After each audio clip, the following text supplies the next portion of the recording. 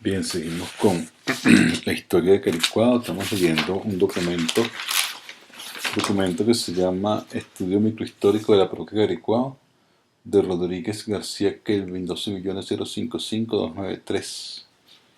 Aquí está, es un documento presentado al Instituto Pedagógico de Municipio Libertador de Caracas, Departamento de Geografía e Historia y Historia Regional. Esta es la tercera clase y vamos a darle así para que nos rinda. Etapa de los antepasados de Caricuao. La historia de Caricuao comienza a ubicarse, cronológicamente hablando, para el año 1565, cuando comenzó la expedición del capitán Diego de Lozada, partiendo del Tocuyo con el fin de conquistar el centro de Venezuela, dominado por las tribus de los indios Caracas, Toromaimas, Mariches, Paracotos, Quiriquires, Tomusas, Mayas, Teques, Charagotos, Meregotes, Arahuacos y Arbacos. Esto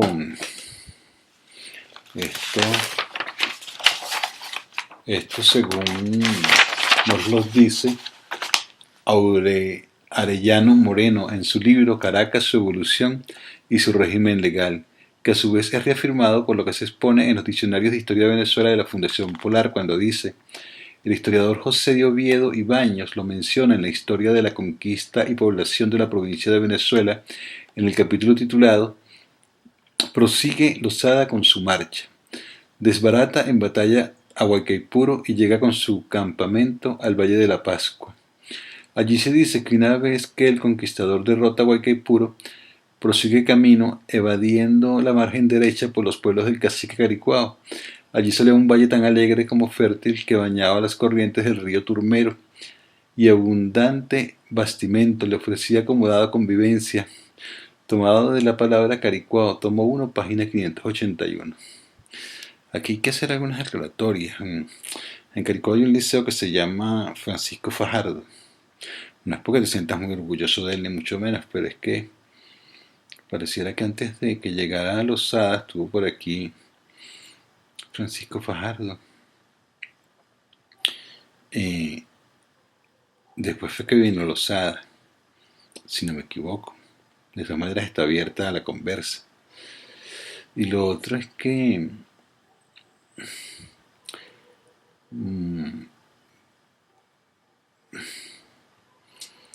bueno, en lo de la muerte de Guaycaipuro fue por los lados de, por está el club Paracotos, por allá arriba. Y es cierto cuando entra Caricuao que no entra totalmente a Caricuao porque están los observadores de Caricuao arriba en las partes altas de la montaña y lo están observando, y por eso prefiere bordear, porque se sabe observado por Caricuao y los Caricuao que están aquí, los Toromaima, pues. La época de la conquista del centro de Venezuela daría prestigio y gloria a sus gobernantes y conquistadores. Es por ello que Diego de Lozada fue uno de los capitanes que llega al Valle de San Francisco, donde antiguamente había llegado Francisco Fajardo en 1555. A ver, aquí se nota porque antes estuvo por aquí Fajardo, ¿sí? Y gira sus instrucciones para que se instauren poblaciones en los valles del Guaire, con lo que se puede presumir que el capitán tuvo dos ideas en mente. Una de ellas era asentar la gobernabilidad de España en el territorio, y la otra era fundar una ciudad como es la actual Santiago de León de Caracas, en donde su nombre puede derivarse de varios hechos o acontecimientos que existían para esa época, descritos a continuación. El nombre de Santiago puede provenir de la sencilla coincidencia de que el 25 de julio es el día de patrono de España, que es Santiago Apóstol. Esta versión la apoya el Diccionario de la Historia de Venezuela de Fundación Polar, que nos dice: a favor del 25 de julio se argumenta que Lozada, siguiendo una tradición muy extendida durante el poblamiento español en América, debió bautizar su poblado, incluyendo en el nombre del mismo el del santo a quien estaba consagrado el día del acto fundacional, es decir, lo que se llama Santiago de León de Caracas, por haber tenido lugar en el acto del 25 de julio, día dedicado a Apóstol Santiago, patrono de España. Este tomado de la palabra Caracas, tomo 1, página 563. La palabra de León puede tener dos orígenes bienvenidos. Uno de ellos es que puede corresponder al gobernador de Venezuela, Pedro Ponce de León, por ser el gobernador de Venezuela, la pudiese haber denominado así. Y el otro origen De la palabra de León puede ser por la Orden de Caballeros Santiago de León, originaria de España, de donde pertenecen varios miembros de la familia Losada. Ahora bien, la palabra Caracas proviene de una hierba que en la actualidad abunda mucho en la ciudad metropolitana y que los indígenas de esta zona utilizaban con bastante frecuencia en su alimentación y que también se solía llamar bledo o pira. Después de este breve esbozo del origen de la palabra Caracas y de los pobladores que habitaban Caricuao para la década de 1560-70, hay fuentes verbales dichas por el profesor Luis González Guillén, cronista de la parroquia Caricuao, que afirma que el valle, o mejor dicho, el Graben, donde se encuentra Caricuao, se llamaba Valle de San Jorge, como nos lo afirma el profesor Freddy Hurtado en su artículo Primeras Fundaciones, Fundación Valle de San Francisco. Valle de San Francisco es Valle de Caracas. Fajardo organiza el gobierno del poblado, recién fundado, las adjuntas, repartiendo a varios encomenderos, entre estos se da a Jorge Quiñones, el valle comprendido desde el lugar que se llamaba Las Adjuntas, en la confluencia de los ríos San Pedro y Macarao, hasta los valles del Guaire, en las inmediaciones del sitio que llaman Caricuao, bautizándolo con el nombre de Valle de San Jorge. Voy a pararme un momentico aquí para decir lo siguiente. Es cierto, primero estuvo por aquí el margariteño, el mestizo margariteño, Francisco Fajardo, y luego estuvo Losada. Es Losada que se enfrentó, sí, en batalla con Huequepuro y con las tribus de los teques que estaban por allí. Sin embargo, cuando llegó a Macarao, pareciera que los caciques Macarao, los que estaban allí, lo recibieron, no le plantearon batalla. No le plantearon batalla. Caricuao no le hizo frente, tampoco se le presentó cara, simplemente se dedicó a observarlo desde las altas montañas. En Macarao no se le plantó batalla, Caricuao lo observó y Losada no quiso enfrentarse. Losada evadió cualquier posible enfrentamiento y se fue subiendo por las quebradas de lo que son ahorita las quebradas de Pipe, por allí subió a las montañas, pasó lo que es hoy la fila de Alvira hacia el otro lado y terminó por entrar a Caracas por lo que hoy llaman la entrada de Occidente, por allá. O sea,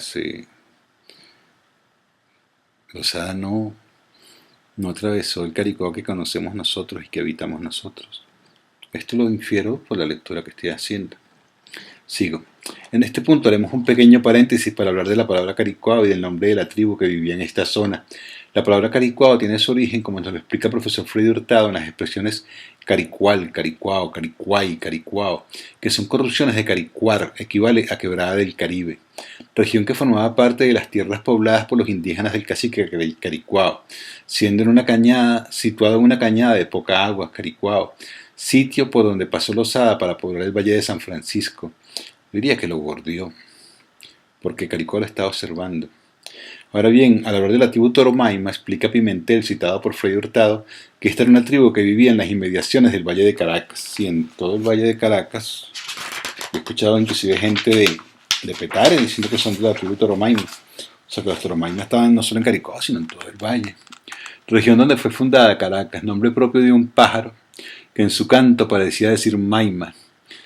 El nombre del pájaro es toro y el cantar dice Maima, por eso se llama la tribu Toromaima. Esto lo cuenta Freddy Hurtado y me parece bien bonito porque es el nacimiento de una mitología, o sea, nos explica el nacimiento de un nombre.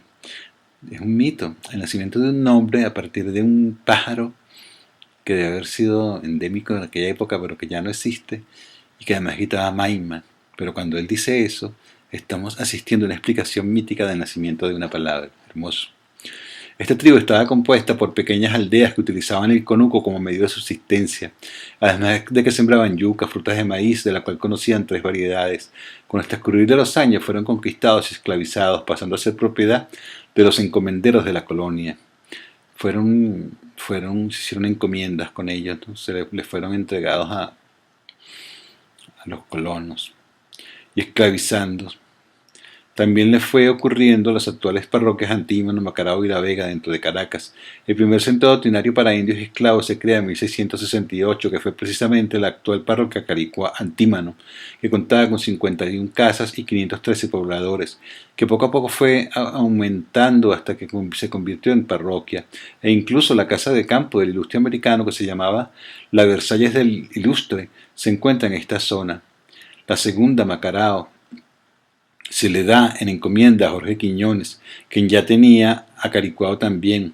Esto por instrucciones del capitán Diego de Lozada, que a su vez con el transcurrir del tiempo fue erigido parroquia teniendo una población de 232 casas, 1.251 habitantes. La tercera, La Vega, o Hacienda La Vega, se inició como centro de concentración de indios encomendados y se funda en la parroquia en 1668. Estas parroquias, después de ser tierras de encomenderos, se convirtieron en haciendas, que muchos pobladores de la época de la colonia decían que aquellos parajes eran para la mayoría de los caraqueños lo rural, vegas, campos de siembra donde los nacientes de las ciudades traían sus hortalizas, vegetales para la diaria alimentación. Su clima era favorable por temperar y pasar vacaciones.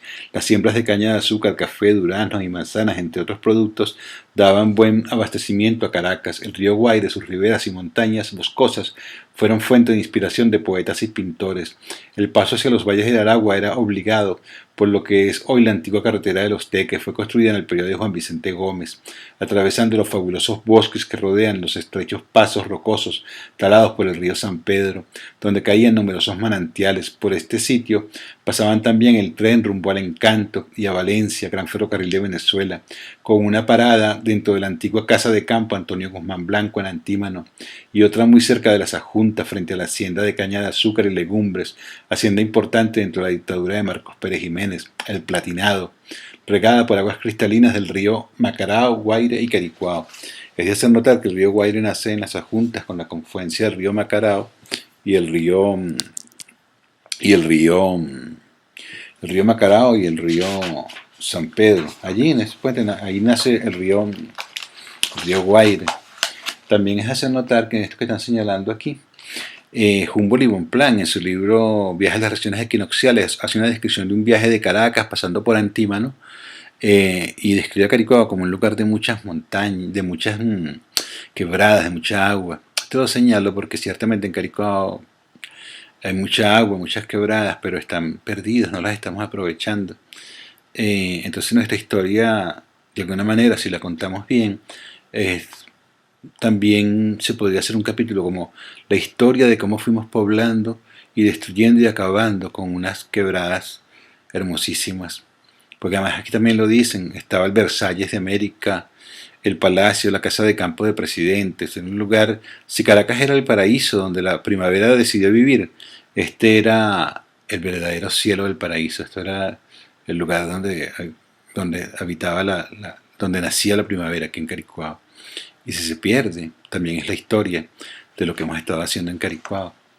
Esta referencia nos la hace González Luis Guillén en su libro Caricuao, la otra cara del urbanismo, ya que los campesinos descendientes de los colonos españoles y algunos portugueses laboraban al lado de los campesinos criollos o aborígenes, ya que el terreno era tradicionalmente de cultivo, como ya se dijo, se cultivaba café, caña de azúcar, maíz, yuca, mapuey, frijoles, caraotas, maní, algodón y otros productos.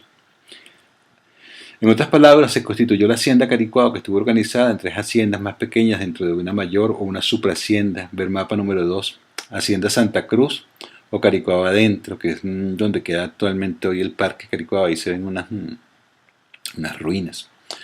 La Haciendita o Caricuao Medio, que está por lo que sería hoy entre la UD3 y la UD6. Y la Hacienda Caricuao o Caricuao Afuera, también llamada como la Elvira, que es la hacienda más grande, la que la envolvía todo. Ahora bien, fíjate que estamos describiendo una época de Caricuao de haciendas, pero antes de llegar a cómo se formaron estas haciendas, se formaron haciendo encomiendas primero con los indios, repartiendo los terrenos que eran de los pobladores originarios, de alguna manera esclavizando a estos. Luego estamos hablando de que antes de la independencia hubo 300 años, ya para la época ya para el siglo XIX, estaban ahí familias como la familia Bolívar, familias importantes, ahí en la entrada de Macarao, a juntas, con encomiendas que había todavía en esa época con encomiendas. Y, y bueno, nada, inclusive a principios del, ya en el siglo XX, inclusive a principios del siglo XX, aún se quedan aquí familias muy pudientes, familias de mucho dinero. Era un lugar de esparcimiento de familias de mucho dinero y vivían muy pocas familias. Esto cambia cuando cae Marcos Pérez Jiménez, se comienza la democracia representativa y se hace un periodo de, de donde la vivienda se hace comunal, se hace masiva, una construcción masiva de viviendas y un lugar que donde vivían pocas familias, o sea, cinco, no que tres propietarios, tres grandes terratenientes, se convierte en un lugar donde vivimos nosotros ahora, los Caricuaos.